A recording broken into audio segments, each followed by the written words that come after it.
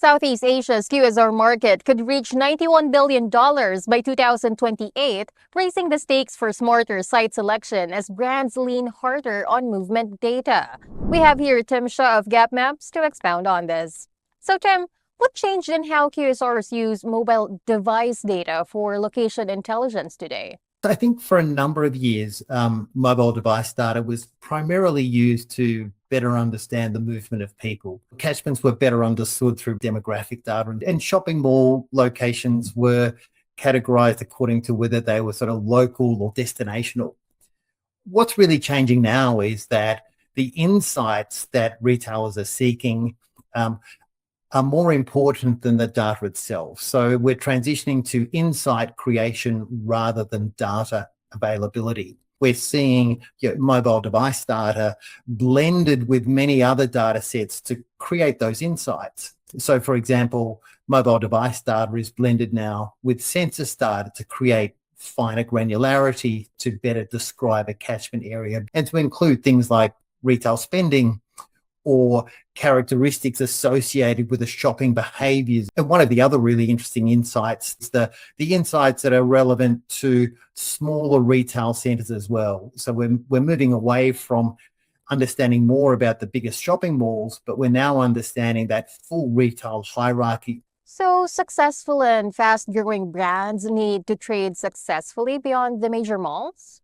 The major shopping malls, of course, are very important for brand visibility.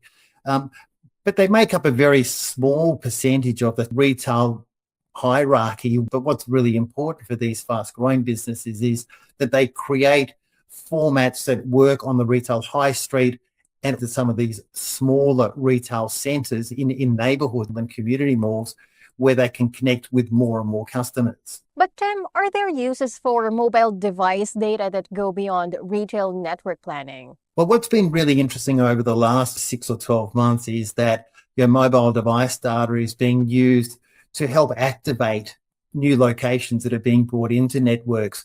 So the device data is used not just as part of a sort of market planning strategy or a location feasibility, but it's to actually activate those assets as they're open.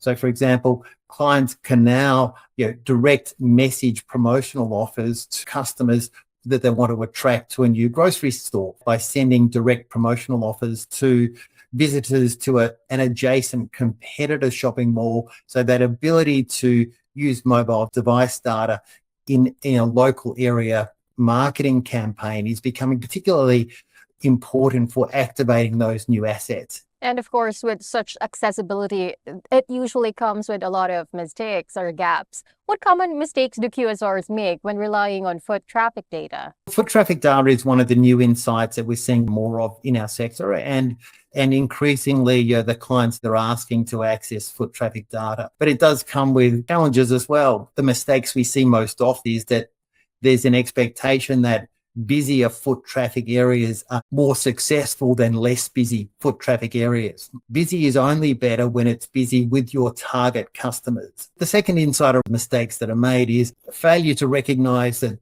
foot traffic activity itself is not perfect. It's a subset of mobile device data that should be used, but in combination with other data sets and other insights as well. Mobile device data is simply a latitude-longitude point that we attach to a date and a time of day.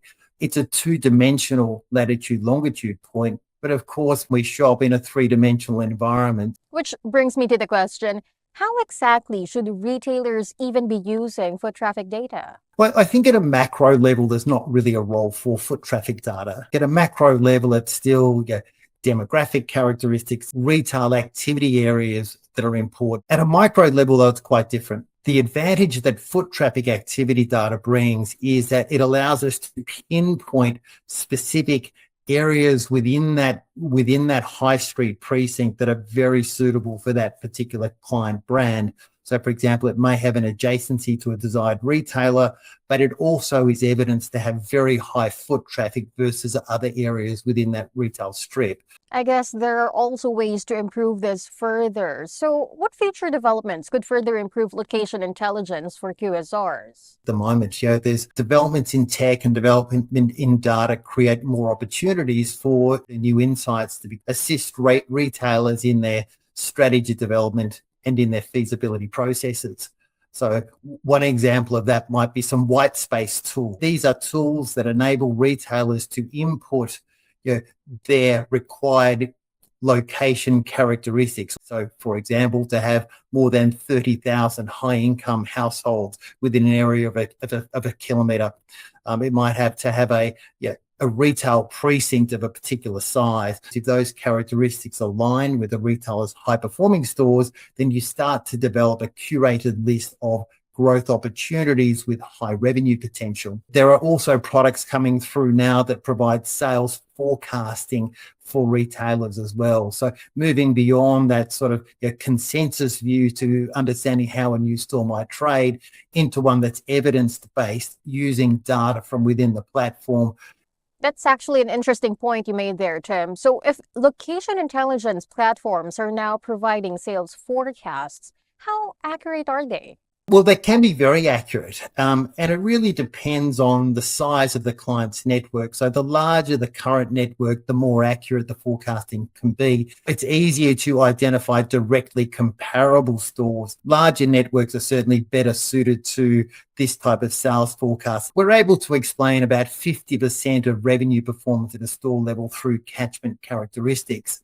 So sales forecasting has a lot to do with the operational factors. So the quality of the management within the store, the fit out quality of the store, as well as factors like access and visibility. So that sales forecasting is a key part of that sort of suite of insights. Just to sum up today's discussion, Tim, how essential would you say is location intelligence for growing retail businesses in Asia? What we're really seeing now is sort of a divide between those large and growing retail businesses that are accessing location intelligence data and using it wisely versus businesses that are still growing in a very traditional way using a lot of operational experience. As businesses grow and scale quite quickly, there is an opportunity to de-risk that growth activity through accessing high-quality location intelligence insights. The investment case supporting location intelligence is really becoming very strong, and there's lots of evidence to show that businesses who use and leverage location intelligence wisely are consistently making better location decisions. We learned a lot from you today, Tim. Thank you so much for joining us today and for sharing your insights. Thank you very much. I hope it's been helpful. Thank you. Once again, that was Tim Shaw, Global Director, Market Planning at GapMaps. For more news, visit QSRmedia.asia.